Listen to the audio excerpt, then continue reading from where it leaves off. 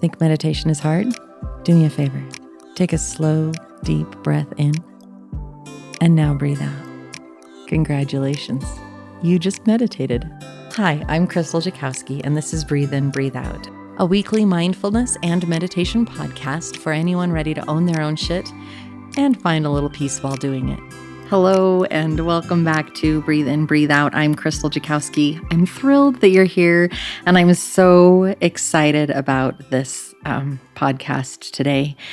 I'm going to tell you a story, but I'm going to tell you why I'm telling you the story first. Perspective has been a huge thing in my life. I have worked really hard to understand other people's perspective because I understand that mine is going to be different than yours, is going to be different than your parents or your kids, and I think that our perspective is what really drives us in our lives. I feel this way, I think this way, I'm going to move forward in this direction. And we can really lose sight of connection when we decide that our perspective is the absolute correct perspective and that anyone who doesn't think the way that we do is wrong. A long time ago, I decided there are 3 sides to every argument. There is my side, there is the other person's side, and then there's the truth somewhere in the middle. And it doesn't have to be an argument. This can be, it's any experience that you have. You could have an unbelievably wonderful experience with someone, and yet your perspective on that experience versus the other person's perspective versus just reality. And I think that this often comes in because perspective is often skewed by emotion. So there is my perspective with my emotion and my background and my history. There's the other person's. And then somewhere in the middle is just the truth, the facts, the reality of what happened, minus all of the other baggage that was brought into it. So that's where I'm going with this podcast today. And bear with me because we're just going to see where it goes. But I had a great grandma. She did not like to be called great grandma, so she asked us to call her Aunt instead. So we called her Aunt Olive. Now, Aunt Olive was a beautiful soul. She was a lesson in and of herself, just in how she lived life and what she did. And she suffered from polio when she was in college. And as she aged, she gradually lost use of her legs. I can remember going to take her for a ride, and we would wheel her out of the house in her wheelchair, and we had this board that my grandfather had sanded down and then epoxied, and it was shiny and smooth and safe.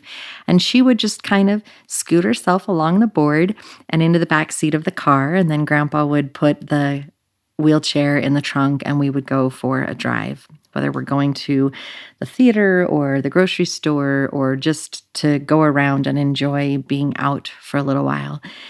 She just always had a smile. She was always happy to see you and grateful to have visitors, and you would never hear a negative word come out of her mouth. And I remember seeing these nylons tied to the handles of her wheelchair, and I asked her one time what they were for, and she explained to me that it was so that she could keep up her arm muscles so that she could keep moving around. And it was cute to see her grab it and then punch forward and stretch that nylon so that she could just build those muscles. And she was very happy that she was able to do that and could at least push herself around in her wheelchair. And then I also remember going to her house. She loved puzzles. And later on in life, her vision wasn't so good, or she wasn't as patient, or I don't know what, but I remember going as a kid and she would have this puzzle in front of her and there would be pieces that were in the wrong spots. Us kids would come in and we'd see that the pieces were in the wrong spots, and we would very deftly help move it from one spot and put it in the correct spot, and then just gently put it into place so that Grandma could finish this puzzle. And Grandma, Aunt Olive, she would, every now and then, she would try a piece in every which way that she could. And eventually, if it wouldn't fit, then she would put it someplace and she would pound it with her fist to try to make it go into place. She was just, I could talk about her forever, evidently. This is just me and my great Aunt Olive. And I just loved her. She was so unique and different. And to this day, I actually now have her table. That is the one thing of my Aunt Olive's that I have. And it's this beautiful oak table that was built in the late 1890s. And it expands and you can have 14 people around it.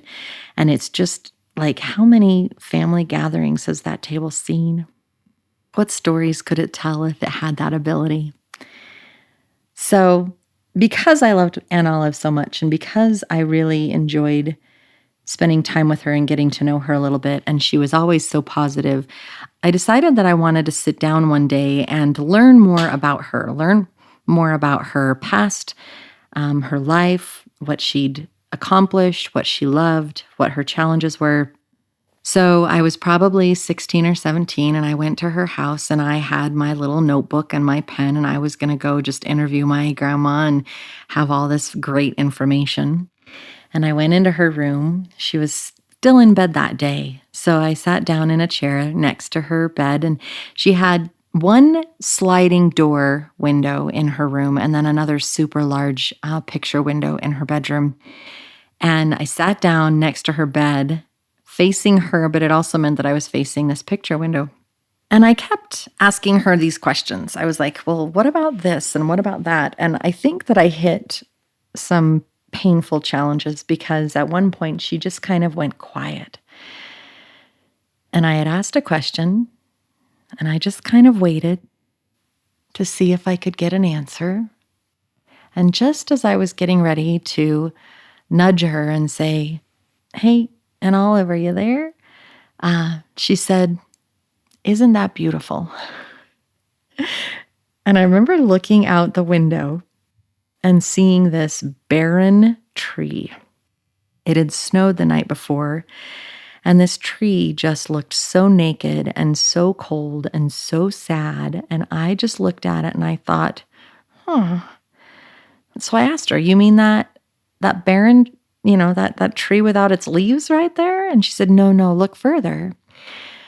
So I look out the window again, and when you looked through this tree that was pretty close to her window, behind it, further out in the distance, you saw this majestic, like worthy of being the White House Christmas tree, huge Christmas tree that was dusted, and it was a pine tree, and it was dusted with snow, and it just looked so picture perfect and so beautiful.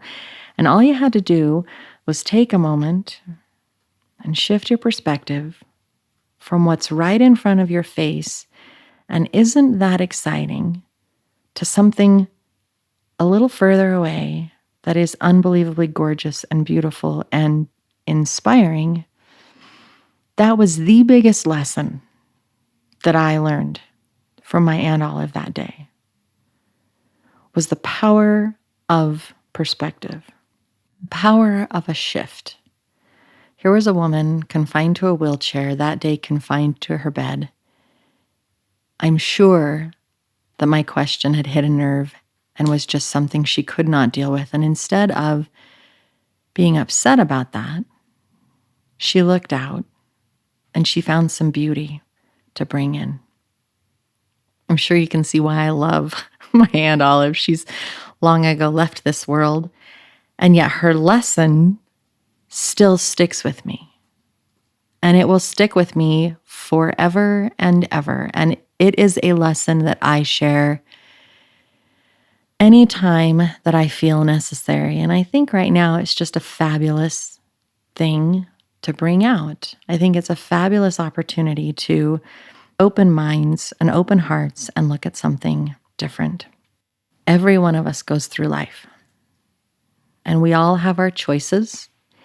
And sometimes we are in love and excited and just doing really well. And sometimes we are struggling and we are overwhelmed and just need a break. In those moments when we are really down, in those moments when we really just need a breather, if we take that moment and we take that breather and we look past the challenge that's in front of us, we might be able to look through that sad looking tree and see something beautiful on the other side. I am a Cancer. That's my sign. I was born in July, and that means I'm a crab. And crabs tend to come at problems sideways. They do not walk forwards. They come at things sideways. And I can tell you that when I am set with a problem or an issue, I am going to go sideways to try to figure it out instead of hitting it head on. Now, sometimes head on is the way I need to do it. However, sideways is a little more comfortable for me. You know what sideways does for me, though? I may see a brick wall in front of me. I may see that there is no end in sight. I may see that I am absolutely stuck in this moment. Yet moving sideways, it lets me look around that brick wall to the possibilities. It lets me gain a new perspective. It opens my eyes to possibility, to opportunity. It's a chance to shift, to change, and find something new. Is there a challenge in your life right now? Can you flip it on its head? Can you look for a different perspective to try to say, hey, I don't like that. Let's try this. A good way to do that is instead of saying, I don't want, say, I do want. I do need. Instead of I don't need, I do need. What do you need? When you don't need something, of course you don't need it. However, how do you fill that need if you don't know what it is you need to fill it with? So changing from a don't perspective or a not perspective to a do perspective could be just the shift that you need to get over that hump, to find something joyful, to open up a new possibility. I don't like my job. Okay? What do you like? And what do you want? And how can you shift that? How can you change that? How can you open it up? If you have a challenge with a friend or a family member or an acquaintance, some kind of relationship, stop for a minute and look at that and say, okay, this is my perspective. My perspective is ABC. And then sit with that for a minute and perhaps take a moment to think about the other person and their perspective. You know your challenges. You know what you're facing. You know your own hardship. You may not know somebody else's hardship, and it totally could be that they are reacting to you in a certain way because of their own challenges, because of their own perspective, because of their own life experiences that make it a challenge for them to work through whatever is going on in the moment. If you take that moment and try to understand somebody else, if you try to see their perspective, then perhaps instead of being angry and frustrated about the whole situation, you're able to go, yeah, I see you. I understand how you feel that way. It doesn't mean that you have to agree with them. It doesn't mean you have to feel the same way. However, finding that little bit of compassion, finding that little bit of understanding can soften it from a large problem that is just a huge brick wall in front of your face to maybe it's a picket fence that you can at least stand in your own truth and shake hands across the fence and say, that's okay. I get it. Let's agree to disagree and remove the anger and upset from that because we understand each other. Perspective. What I see and what you see. We may both look at a painting from a famous artist, and you may see one thing and I may see the other. And yet, you know what? In the end, it's still a beautiful piece of artwork. It's still this beautiful creation that we get to enjoy. So in your relationships, can you apply that same thing? In your life, can you apply that same thing? If you have kids and they're really just set on something specific, do you have the ability to step out of the frustration of the moment, understand where that child is, and then take a moment to meet them on a different level? And how would that shift the entire experience for you and that child in the moment that you decided to stop and say, I validate you and your feelings in this moment. I still care for you. I want to help you. I'm not going to buy you that candy bar, and yet I understand. So how can we move forward from there?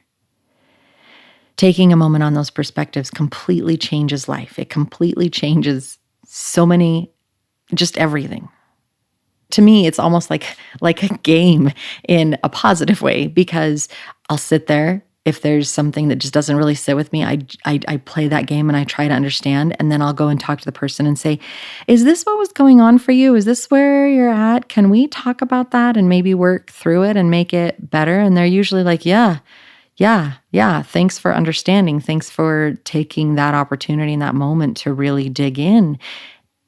And in that way, the relationship is healed because we took a moment to see it from each other's side. It means that I also have the opportunity to say, hey, I was a little frustrated too, and this is where I was coming from, because I took the moment to see from a different perspective, because I took the moment to find understanding and open my heart. Take a minute and think about an experience that was really frustrating for you. Go ahead and feel all of the upset, all of the emotions that were there, because you're thinking about it. You know it's going to happen. You're going to see that, because that is you and that is your experience. And now, take a second to try to understand the other person's point of view. What might be going on in their lives that would contribute to their reaction? What weights do they carry on their shoulders? What pain or loss may they be experiencing? Is it possible that in this reaction, they weren't actually reacting to you, more so their own personal pain and frustration? In taking that step back, in taking that moment to see them, really truly see them in all of their beauty and their challenges, are you as angry or hurt or as upset now, understanding, as you were before? Notice the shift. Notice the change. It's all in perspective. I encourage you to play around with it. I encourage you to see what might shift. See what might change. Take that moment and apply my Aunt Olive's teaching of just look beyond. Change your perspective. Whether it's with relationships with other people, or perhaps it's a relationship with yourself. Can you get over that hump with yourself? Can you give yourself a little more love, a little more acceptance? Can you shift your perspective from the perspective that other people have given you on who you are, and find a new perspective of who you believe yourself to be? What gift can you give yourself? Shift your perspective, shift your life. You got this. I hope this moment of self-care and healing brought you some hope and peace. I'm Krystal Jakosky on Instagram, Facebook, and YouTube, and I hope you check us out and follow along for more content coming soon. I look forward to being with you again here on Breathe In, Breathe Out. Until next time, take care.